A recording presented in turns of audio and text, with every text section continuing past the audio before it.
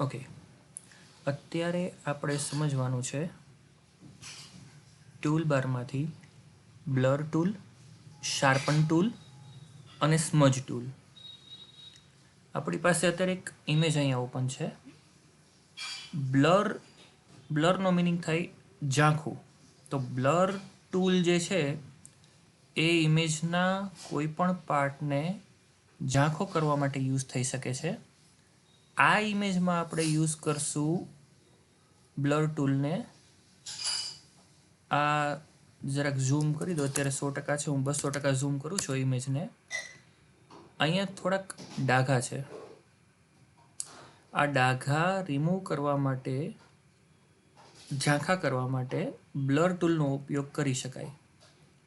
તો મેં blur tool select કર્યું. ઉપર કંટ્રોલ બારમાંથી સાઇઝ 50% ને હાર્ડનેસ 100% છે, ભલે રહ્યું. 50% ઓકે છે. અને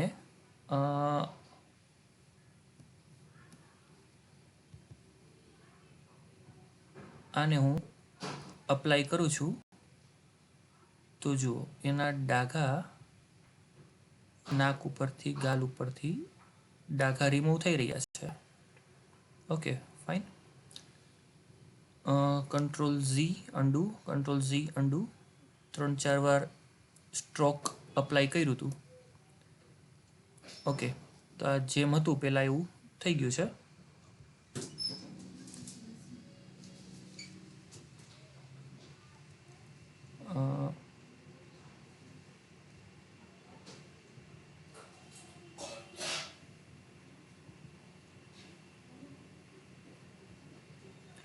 ઓકે, બીજું છે શાર્પન ટૂલ.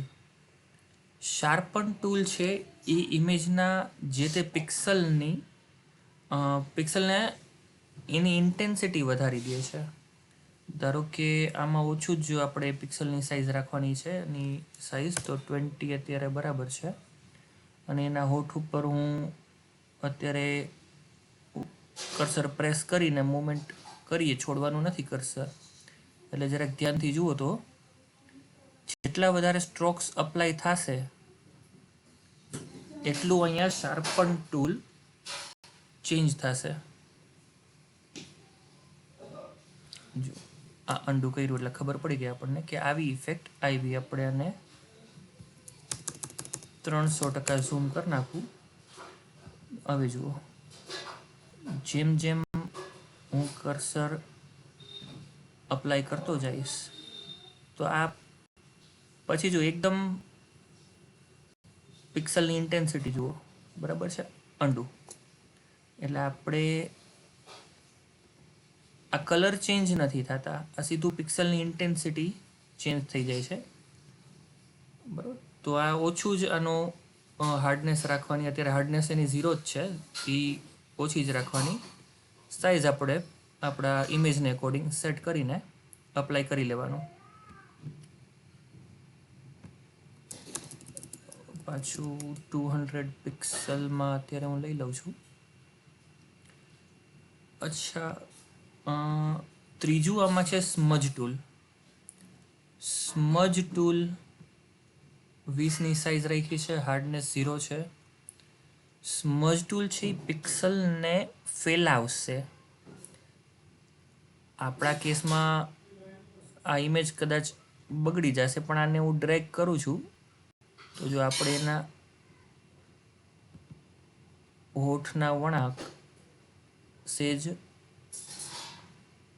પોળા કરી દીધા.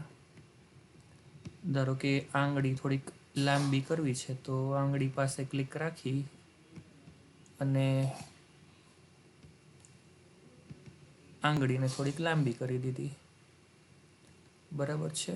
આ 200% ઝૂમ છે, હું 100% ઝૂમ કરું તો જો હવે સ્મજ ટૂલ અત્યારે સિલેક્ટેડ જ છે. થોડીક ઇમેજ માની લો કે બગાડવી છે તો આને હું એના હોઠને આ રીતે ચેન્જ કરી શકું. આ મારા પિક્સલ સાથે રમત કરી કહેવાય. સ્મજ ટૂલનો સારો એવો ઉપયોગ ક્યારેક કોઈ શેડ સાઈડમાં અપ્લાય કરવા માટે થઈ શકે. અત્યારે તો આને ફરીથી હું 300% ઝૂમ કરી નાખું અને એના નેણ પાસે અહીંયા થોડુંક આમ અપ્લાય કરવું છે તો થોડીક સ્મૂથનેસ આવી જશે.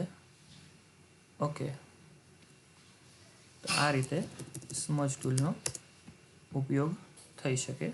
આ પોર્શન ખરાબ થઈ ગયો છે. ફાઇન.